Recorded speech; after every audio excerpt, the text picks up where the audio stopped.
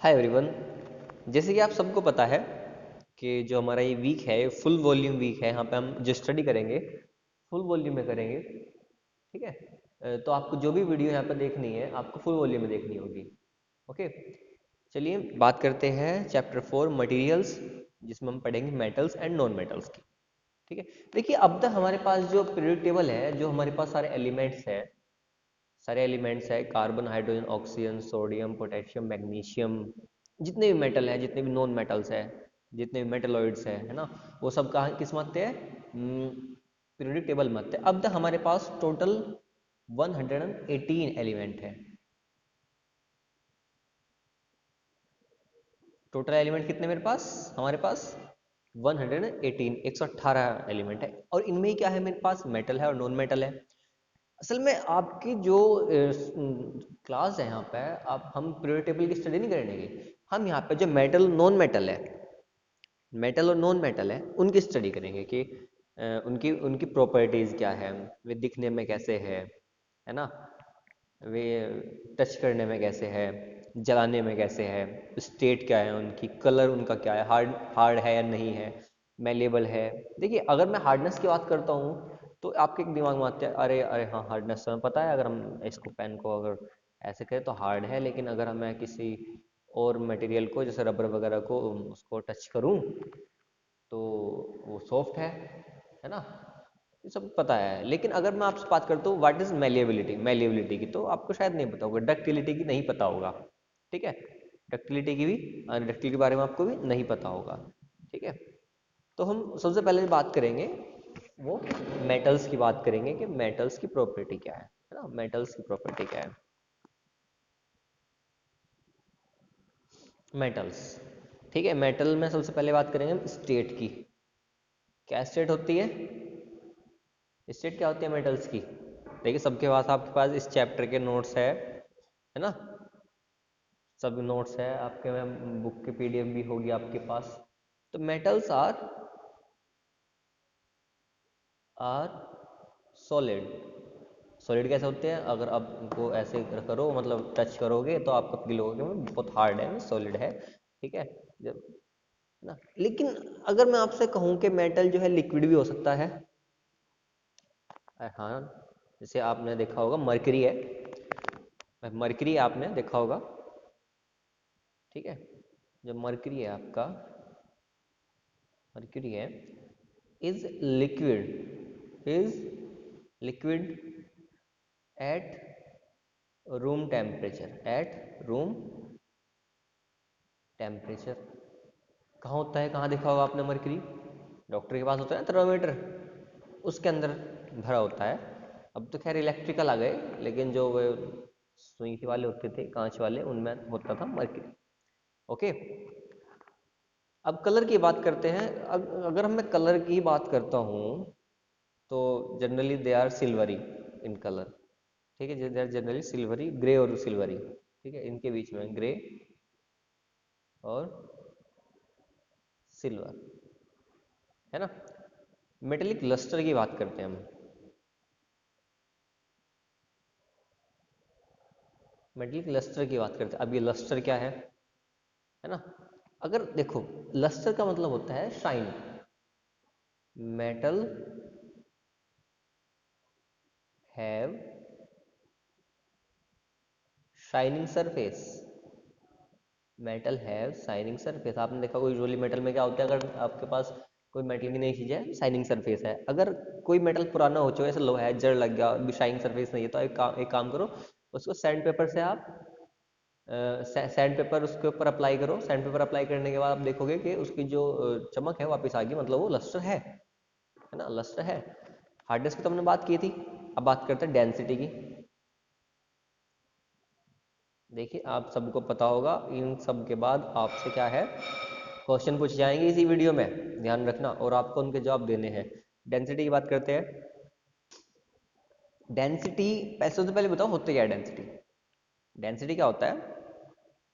मास मतलब weight upon volume. जो वजन है किसी चीज का, कितने वॉल्यूम है। ठीक है। इसको हम यूजुअली ग्राम पर सेंटीमीटर क्यूब कहते हैं, ग्राम पर सेंटीमीटर क्यूब। ठीक है, क्योंकि हम मास ग्राम में अगर यूजुअल लेंगे और वॉल्यूम लेंगे सेंटीमीटर क्यूब में, तो हम लेंगे, हम यहाँ पे कहेंगे इसकी यूनिट ग्राम पर सेंटीमीटर क्यूब में। ये होती है डेंसिटी। मेटल की डेंसिटी क्या होता है? हाई होती है। मेटल की डेंसिटी क्या होती है? यूजुअली हाई ही होती है। ठीक है। ओके, नेक्स्ट देखते हैं हम, जो प्रॉपर्टी होगी इसकी होगी मैलिएबिलिटी। मैलिएबिलिटी, जैसे मैं आपसे कह रहा था कि मैलिएबिलिटी क्या होती है? मैलिएबिलिटी क्या होती है? अगर देखिए, आप जो मेटल है, अगर आप उसको हथौड़े से बीट करोगे, हथौड़े से हथौड़ा मारोगे, तो वो थिन शीट में चेंज हो जाएगा। मतलब कि metals can be beaten into thin sheet. Metal metals can be beaten into thin sheets, है ना? मतलब अगर आप हैमर से बीट करोगे तो वो थिन शीट में चेंज हो जाएंगे। क्या है प्रॉपर्टी? मेटल की प्रॉपर्टी है मैलिएबिलिटी, जिसको हम बोलते हैं। एक और है इसकी प्रॉपर्टी, डक्टिलिटी। डक्टिलिटी तो नहीं हुआ ना हमारा? नहीं हुआ अभी। डक्टिलिटी, डक्टिलिटी क्या है? डक्टिलिटी का मतलब क्या होता है? देखो, आप सबको आपको पता होना चाहिए पहले से ही, ठीक है। हम इनके तार बना सकते हैं। दे can be drawn into thin wire. They can be drawn into thin wire, मतलब metals can be drawn into thin wire. हम इनको खींचकर पतले पतले वायर बना सकते हैं। सबको पता है बिजली में सारे यूज मेटल के ही होते हैं। कौन सा मेटल अक्सर यूज होता है? घरों में कॉपर यूज होता है, और जो बाहर बिजली खंभे होते हैं ना यहाँ पे, इनमें एल्यूमिनियम के वायर यूज होते हैं, है ना? इनमें एल्यूमिनियम के वायर यूज होते हैं। ओके। और दूसरा कंडक्टिविटी देखिए, जब मैंने यहाँ पे बिजली की बात की है, तो कंडक्टिविटी की बात करें, conductivity, metals are conductor in nature, metals are conductor in nature. लेकिन ध्यान दो, ऐसा नहीं नॉन मेटल नहीं होते। नॉन मेटल में मेरे पास एक कार्बन का एलोट्रोप है, जिसको हम ग्रेफाइट बोलते हैं। ग्रेफाइट बोलते हैं, है नॉन मेटल, लेकिन हाँ, लेकिन वो क्या है आपका? वो आपका नॉन मेटल है, लेकिन इलेक्ट्रिसिटी का कंडक्टर है ना? दूसरा बात करते हैं सोनोरिटी की। अब ये क्या वाला है भाई? अ, अभी आपके अगर वीडियो में आवाज आई हो तो बेल लगी थी, है ना? बेल लगी थी। इसका मतलब क्या होता है? Metals make singing sound when we strike them. Means अगर हम उनको चोट मारेंगे, किसी हथौड़े से, या आप किसी भी चीज़ से, किसी भी ऑब्जेक्ट से आप उनको हिट करोगे, तो वो साउंड क्रिएट करेंगे। ठीक है। Metals make singing sound when we strike them. Okay. जैसे कि हमारे स्कूल में बेल है, कोई आएगा इस पर अगर हैमर से हिट करेगा, तो आपका आवाज आती है क्लास में, तो ये सोनोरस है। ठीक है, ये सोनोरस है, मेटल्स आर सोनोरस।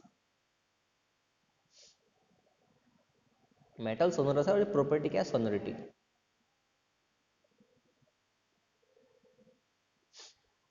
ठीक है। मेल्टिंग एंड बॉइलिंग पॉइंट देखिए, मेल्टिंग एंड बॉइलिंग पॉइंट क्या होता है? मेल्टिंग पॉइंट की बात करेंगे पहले तो। बॉइलिंग पॉइंट हम लिक्विड की बात करते हैं। पहले कोई जो आपका मैटर है, वो अगर सॉलिड है तो सॉलिड से लिक्विड में चेंज होगा, फिर हम लिक्विड से वो वेपर में चेंज होगा। तो जो मेटल है, मेटल के जो मेल्टिंग पॉइंट होते हैं बहुत हाई होते हैं, लेकिन इसमें मैं आपको एक्सेप्शन बता दूं। इसमें आपका एक्सेप्शन है गैलियम और मर्क्यूरी। मर्क्यूरी तो रूम टेम्परेचर पे क्या होता है?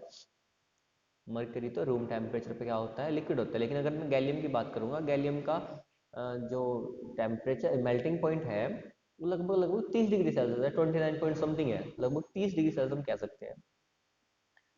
यानी मतलब अगर आप उसको हथेली पे रख दिया यहाँ पे, तो वो पिघल जाएगा, क्योंकि हमारे जो बॉडी टेम्परेचर होता है वो कितना आता है? इसके मेल्टिंग पॉइंट से, गैलियम के मेल्टिंग पॉइंट से लगभग 60 डिग्री सेल्सियस ज़्यादा, तो 37 डिग्री सेल्सियस।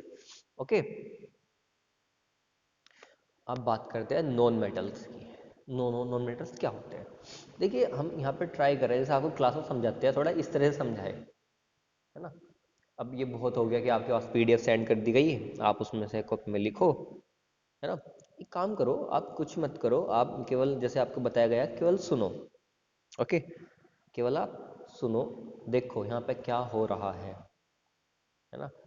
अगर सपोज अगर मैं आपसे यहाँ पे सोनरस की हमने बात की थी लास्ट पॉइंट में, आपसे मैं कहता हूँ मेटल्स आर सोनरस, मतलब दिस स्टेटमेंट इज ट्रू और फॉल्स। ट्रू फॉल्स में हम बात करते हैं, असल में यहाँ पे देखो प्रॉब्लम क्या है आपके। आप क्या करते हो, हम ट्रू फॉल्स दिया तो आप सोचते हो कि हमारी जो कॉपी में लिखा है वहीं से आएगा, है ना। ये बात बिल्कुल ही गलत है, मैं तो इस बात को मानता भी नहीं हूँ। आपको कोई बात पता होनी चाहिए, हम क्वेश्चन अपने आप से बना लें, कैसे ही बना लें, वो आपने कभी क्वेश्चन पढ़े हो या ना पढ़े हो, लेकिन उसका जवाब आपको पता होना चाहिए। ठीक है, विच metal is liquid at room temperature, पता होना चाहिए, आप कॉपी में लिखा हो या ना लिखा हो, क्योंकि आपके नॉलेज वो काम आएगी जो आपको पता है। कॉपी या किताब में तो बहुत कुछ लिखा हुआ है ना। Which metal is liquid at room temperature, simple सी बात है, मर्क्यूरी। इसका सिंबल क्या होता है, Hg, है ना, पता होना चाहिए।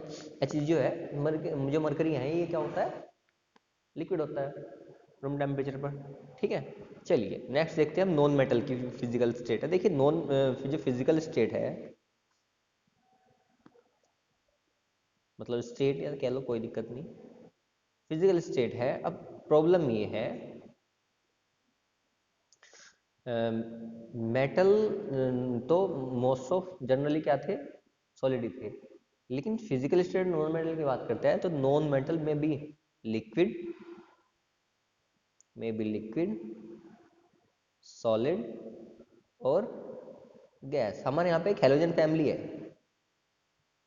अभी आपको नहीं पता होगा हेलोजन फैमिली, मैं फिर भी ट्राई करता हूँ। अगर पीरियड टेबल होगी सबसे लास्ट में जाइए, सबसे लास्ट से पहली जो फैमिली है उसको हेलोजन फैमिली बोलते हैं। वहाँ पे कुछ एलिमेंट है, फ्लोरीन, क्लोरीन, ब्रोमीन, आयोडीन। असल में सॉलिड लिक्विड गैस बताने का इससे अच्छा एग्जाम्पल कहीं मिलता नहीं किसी फैमिली में, है ना, कहीं नहीं मिलता। यहाँ पे फ्लोरीन और जो क्लोरीन है वे गैस है, मेरे पास ये लिक्विड है, और आयोडीन जो नमक में डलता है, ठीक है, आयोडीन क्या है मेरे पास, सॉलिड है। सॉरी, ओके, क्या लिख दिया मैंने वो, हाँ सॉरी, इसका पूरा नाम लिख दिया, ये क्या है, सॉलिड है ना। तो इससे अच्छा एग्जाम्पल मिलता नहीं। अब मैं आपसे कार्बन की बात कर रहा था, जो ग्रेफाइट है, आपने सेल में देखा होगा, सेल में बीच में एक रोड आती है ब्लैक कलर की, ग्रेफाइट है ना, तो सॉलिड है। तो बहुत सारे ऐसे एग्जाम्पल आपको मिल जाएंगे, है ना।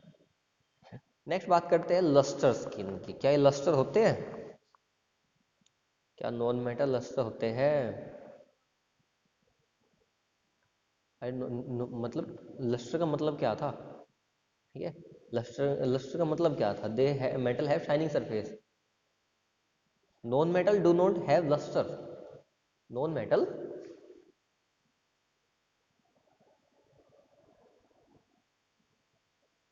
Do not have lustre. Okay, चमक ही नहीं होती इनमें, इन एक डल अपीयरेंस आता है इनका। ओके, फिर बात करते हैं मैलिएबिलिटी की, ऐसी बात करेंगे।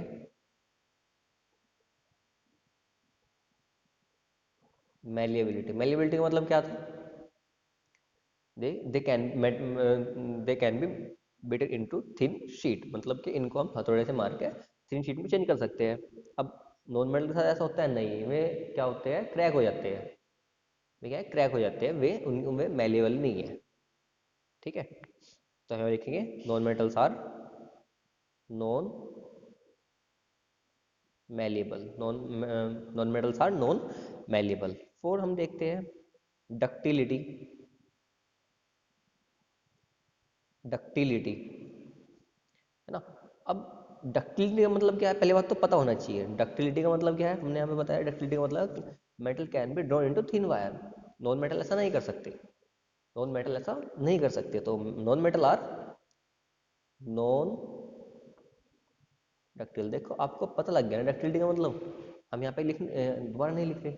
और एक बात और, सपोज करो हमने आपसे कहा कि राइट द 3 और 4 difference between metal and non metal, हमने आपको कराया नहीं, अरे ये बता रहे ना हम, आप पहला डिफरेंस लिखोगे।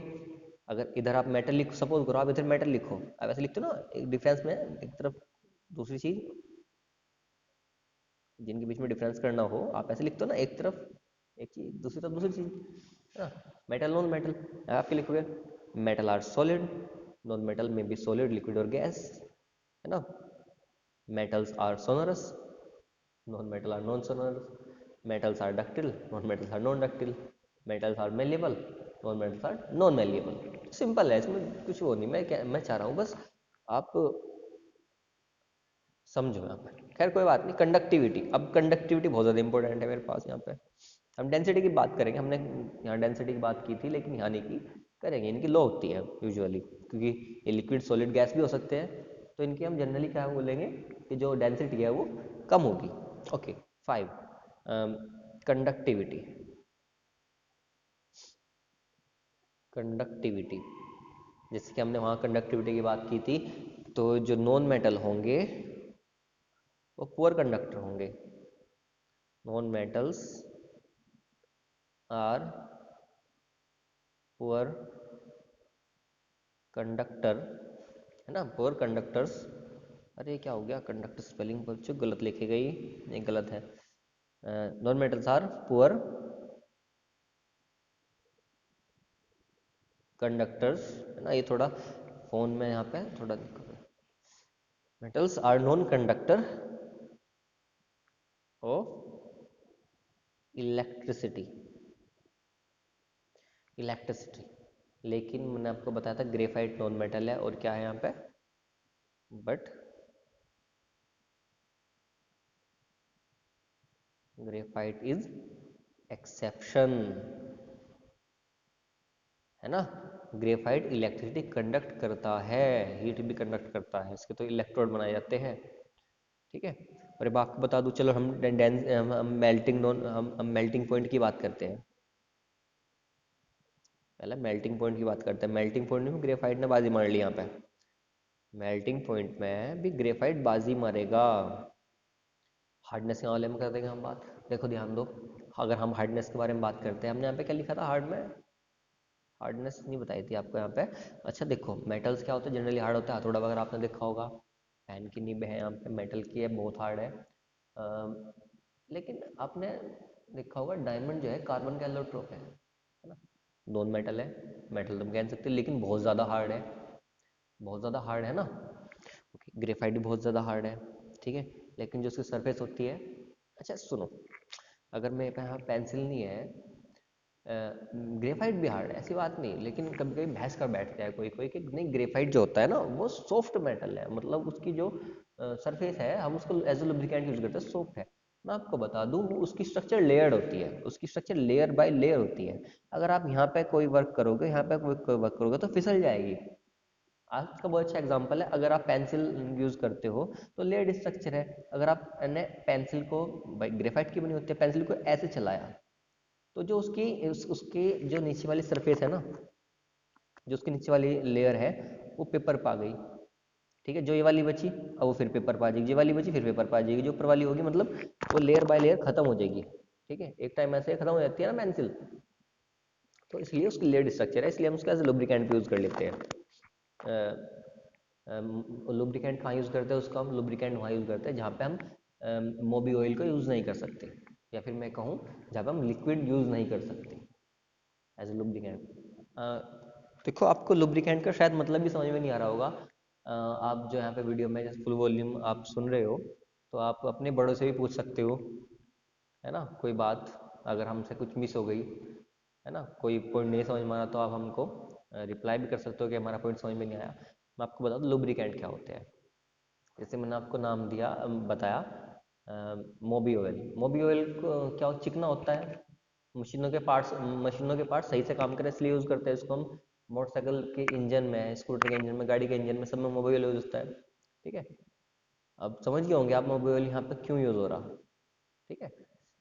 अच्छा, कभी कभी गेट में कहते हैं कि भाई कुंडी सही नहीं लग रही, तो हम क्या करते हैं इसमें थोड़ा बहुत मोबी ऑयल लगा देते हैं, ताकि वो जो आपका कुंडी है सही से काम करे, है ना। अब तो समझ में आ गया होगा। चलो खैर, मेल्टिंग पॉइंट की बात करते हैं। मेल्टिंग पॉइंट जो है कम होता है जनरली नॉन मेटल्स का, लेकिन यहाँ पे जो ग्रेफाइट है और डायमंड है वो नॉन मेटल, लेकिन उनका मेल्टिंग पॉइंट बहुत हाई होता है। ओके, सोनरस नहीं होते, आपको बताया था मैंने यहाँ पे, ये सोनरस नहीं होते। ओके, देखिए अब यहाँ पे हमने कुछ फिजिकल प्रॉपर्टीज की बात की, कुछ फिजिकल प्रॉपर्टीज की बात की मेटल नॉन मेटल की, है ना। कुछ केमिकल की भी करेंगे और आपको क्वेश्चन देंगे बाद में।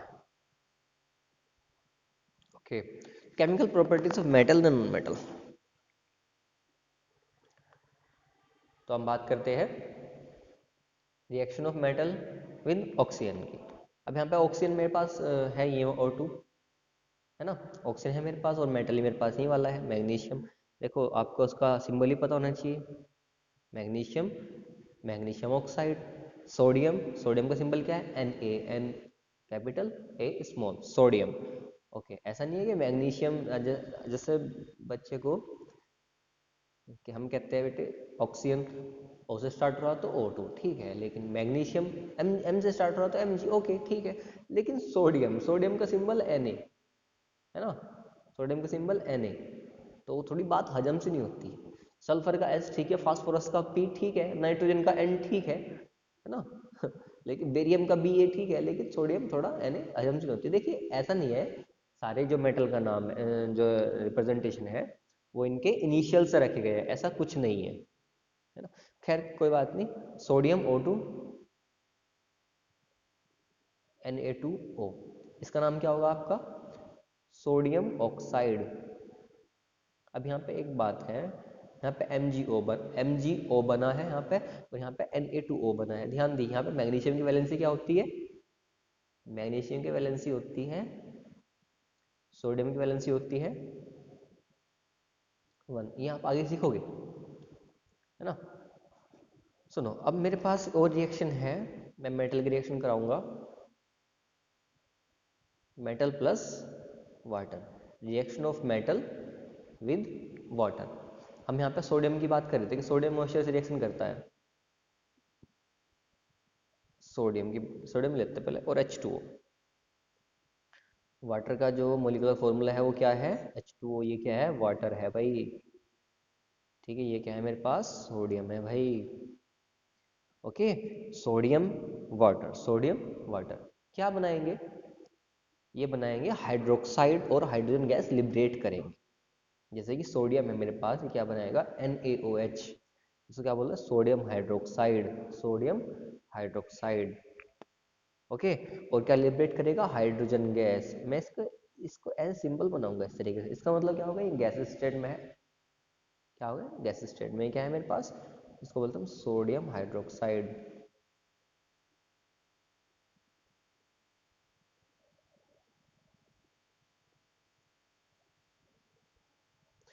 ठीक है, नेक्स्ट देखते हैं, पोटेशियम मेरे पास है। अब देखो मैं वही बात कर रहा ना, पोटेशियम आ गया मेरे पास यहाँ पे, है ना, पोटेशियम आ गया। अब ये तो आप सोचते होंगे P से स्टार्ट होता, लेकिन नहीं,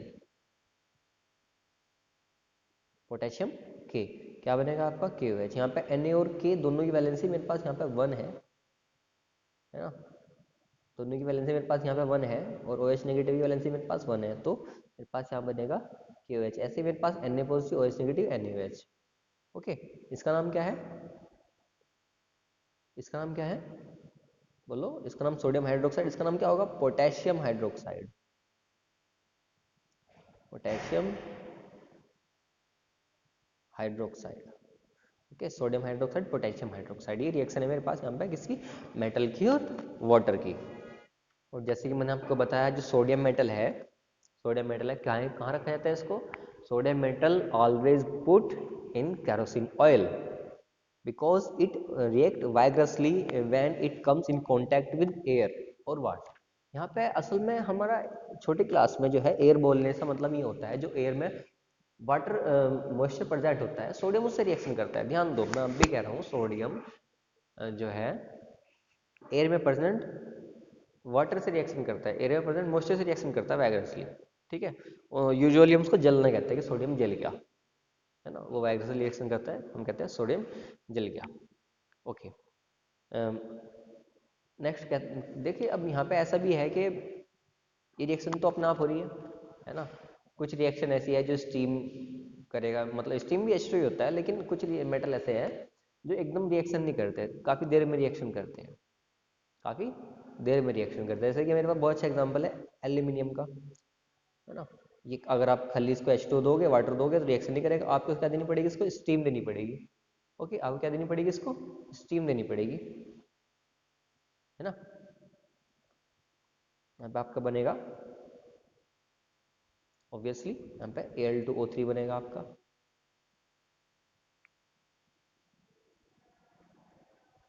ओके, यहाँ पे बैलेंस के लिए हमने यहाँ पे 3 लिखा है कि 3 हाइड्रोजन गैस बाहर निकलेगी। सॉरी, यहाँ पे H2 लिखे गया, यहाँ पे हाइड्रोजन गैस है बच्चे,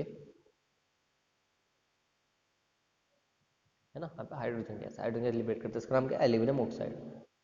ओके, एल्यूमिनियम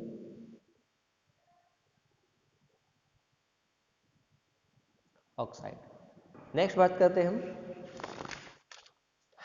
मेटल की किसी एसिड से।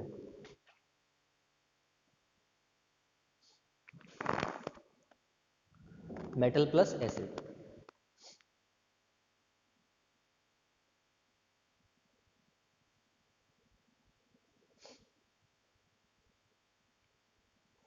Okay, metal plus acid. अब मेरे पास मैं वही सोडियम ले रहा हूँ, यहाँ पे मेटल, सोडियम ने हम मेटल ले लिया, और यहाँ पे एसिड क्या लेते हैं, चलो एक काम करो, हाइड्रोक्लोरिक एसिड ले लीजिए, हाइड्रोक्लोरिक एसिड। और ये अगर ब्रैकेट में किसी के DIL लिखा है, इसका मतलब होता है डाइल्यूट, CONC या C केवल CON लिखा है, इसका मतलब होता है कंसंट्रेटेड। तो मेरे पास यहाँ पे एसिड कौन सा है, डाइल्यूटेड एसिड। कौन सा एसिड है, हाइड्रोक्लोरिक एसिड। कौन सा एसिड है, हाइड्रोक्लोरिक एसिड,